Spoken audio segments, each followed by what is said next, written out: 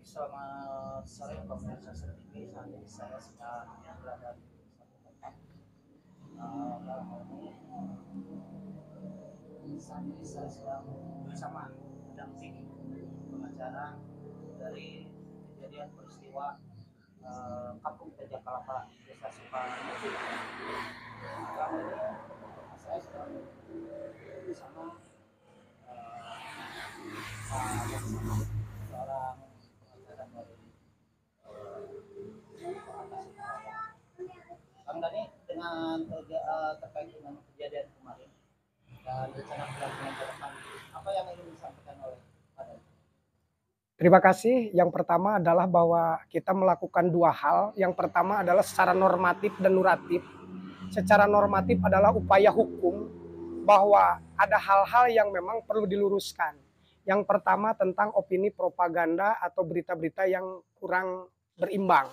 Yang pertama adalah berita bahwa berdasarkan surat kuasa yang kami terima, bahwa klien kita sebanyak 4 orang yang sudah dikuasakan dari keluarganya, dari yang bersangkutan, kita melakukan upaya normatif, upaya hukum, yaitu upaya hukum luar biasa, yaitu lapor balik. Kita sudah mengadakan lapor balik atas peristiwa sebetulnya seperti yang diberitakan yang telah beredar, itu kurang bijak, kurang balance, kurang seimbang. Karena apa? Yang pertama ternyata itu disebut bukan pengeroyokan, tapi ketika dilihat dari alat bukti yang ada, itu adalah upaya tentang terjadinya seperti perkelahian tanding yang alat bukti kita terima. Kemudian dari para saksi yang sudah diperiksa di laporan yang kita lakukan pada hari Jumat kemarin, itu jelas bahwa itu ada sedikit sama-sama kuat lah, itulah namanya perkelahian tanding. Maka kita melakukan upaya hukum. Itu normatif aturan yang kita lakukan setelah kita mendapatkan kuasa. Kemudian secara nuratif itu kemanusiaan. Kita mendampingi klien, mengajukan juga upaya penangguhan penahanan kepada Kepolisian Republik Indonesia. Karena apa? Menurut informasi yang kami terima dari para saksi, yaitu Pak Pak Aos, kemudian Pak Iwan, kami menelaah bahwa beberapa kejanggalan dalam proses hukum itu. Yang pertama, kita pada saat kita melakukan laporan pada hari Jumat itu, ternyata surat penangkapan, surat penahanan belum diterima oleh keluarga. Itu yang paling kita merasa ada hal-hal yang perlu diluruskan.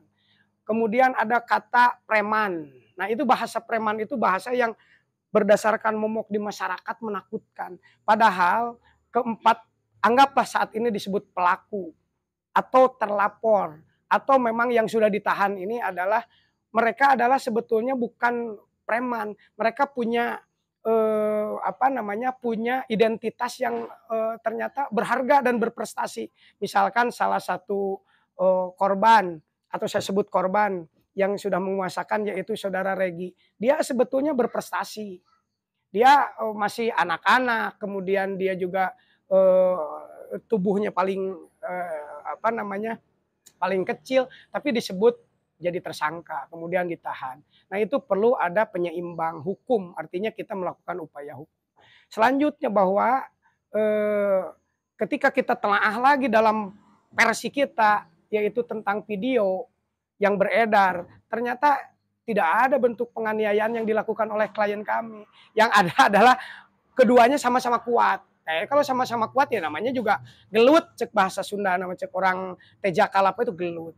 Nah, maka kami melaporkan balik dan akhirnya diterima dan sampai saat ini ditangani oleh Reserse Umum atau Resum Unit 1 bahwa proses hukum pun sudah mulai dilakukan dengan turunnya perintah penyidikan dari Kapolres atas laporan pengaduan kita. Selanjutnya bahwa tadi normatif nuratif dan sekarang kita sikapi bahwa berita yang beredar tentang beberapa orang, ada 4 orang yang ada di dalam tahanan itu, kita ternyata mengetahui hari ini bahwa mereka adalah sebetulnya di wilayahnya itu sangat berfungsi, sangat berpotensi, mereka sebagai pelopor anak bangsa. Jadi bahwa kami berharap beberapa pihak termasuk organisasi-organisasi lain, mereka masih berpotensi untuk diberdayakan sebagai umat. Harus dijaga umat itu. Jadi umat itu harus dijaga umatnya. Ya kalau dalam versi kami bahwa mereka harus dirangkul. Kemudian ya jaga ulama, jaga juga umatnya. Kemudian yang kedua, ini kan ekses dari proses hukum yang berhubungan dengan politik yang terjadi di desa. Seharusnya kepala desa memberikan rasa aman dan rasa nyaman kepada warganya. Dua-duanya dirangkul. Apa itu bentuk rangkulannya? Yaitu tidak ada sekte atau pihak A, pihak B. Kepala desa sebagai tagog lembur, sebagai ikon kampung, ikon desa, itu harus memberikan rangkulan kepada kedua belah pihak.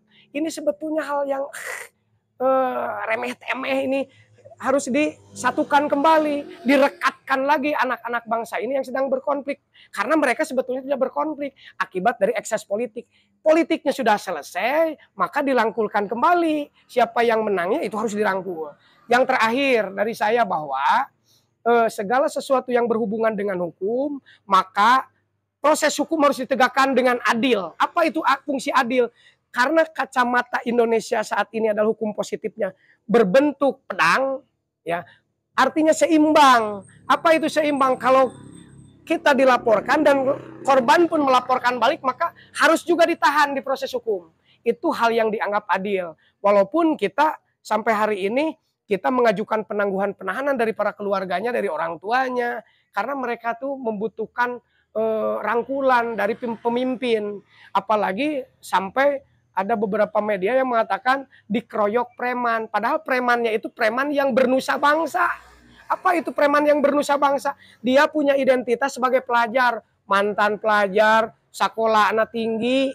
Nah, itu juga perlu jadikan dasar dan catatan oleh kita. Itu saja mungkin dari saya. Mudah-mudahan ini jadi bentuk opini, bentuk publik mengetahui bahwa tidak seperti itu proses hukum yang terjadi dan informasi-informasi yang kurang. Dan yang paling penting kita informasikan, ternyata ada salah satu menurut mereka adalah pelapor atau korban. Tapi yang kita juga laporkan adalah ada orang yang kita laporkan bernama F, inisialnya, aliasnya F, itu ternyata sudah melakukan tindak pidana di Polres di luar kota Tasik. Dia pelaku senjata tajam, dan itu sudah ada laporan polisinya dan kita sudah dapat di Polres Bandung. Itu yang kita terima, dan kita juga mengakui bahwa seluruh anggota keluarga mengharapkan bahwa ini sebetulnya bisa diislahkan di desa. Kemudian pada saat kejadian mungkin ada Babinsa, ada Babinmas, dan tidak sedang dalam proses pemilihan. Pemilihan kepala desanya sudah, tinggal eksesnya, mudah-mudahan. Dan yang paling penting, yang terakhir dari saya, ini diawali dengan ada pihak luar yang masuk ke daerah Tejakalapa, yang bukan punya kapasitas dan bukan warga penduduk di sana, berupaya untuk melakukan upaya provokasi atau memancing. Nah, itu juga harus diproses, karena itu lebih berbahaya, provokasi namanya. Sekian dari saya.